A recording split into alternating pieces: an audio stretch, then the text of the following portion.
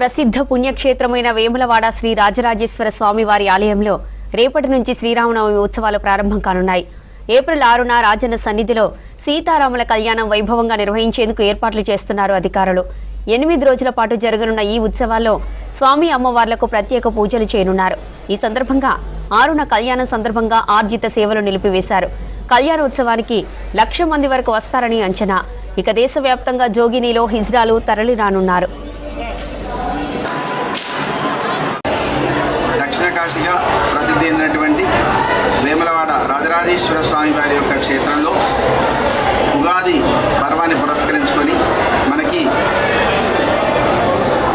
ఆదివారం రోజున 30వ తారీఖు ఆదివారం రోజున ఉగాది సంభవించింది. ఉగాది అనేది మనకు తెలుగు సంవత్సర ఆదిగా మనం పరిగణిస్తాము.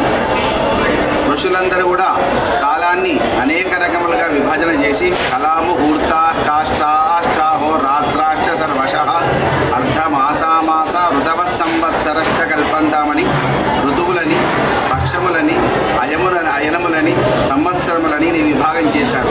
ఇలా విభాగం చేసినటువంటి కాల అనుక్రమణము ఉగాదితో ఆరంభమవుతున్నది. దీన్ని యుగాది అంటారు. ఉగాదిగా మనం పిలువబడుతుంది. అంటే ఆ రోజు చైత్ర శుద్ధ ప్రతిపదతో ఆరంభమవుతుందన్నమాట. అయితే మనకి 30వ తారీఖు నాడు ఆదివారం రోజున విశ్వావసునామ సంవత్సరంతో మనకు ఈ సంవత్సరం ఉగాది పిలువబడుతుంది. దాదాపుగా 50,000 మంది భక్తులు ఈ యొక్క ఉత్సవం 6వ తారీఖు జరిగే కళ్యాణోత్సవంలో పాల్గొంటారని చెప్పి అంచనా వేస్తున్నాము. దానికి తగ్గట్లుగానే అన్నదాన వితరణ, క్యూ లైన్ ఫెసిలిటీ, వచ్చే భక్తులు కళ్యాణోత్సవం చూడడానికి కోసం అని చెప్పి LED స్క్రీన్స్ కూడా అరేంజ్ చేయడం జరుగుతుంది.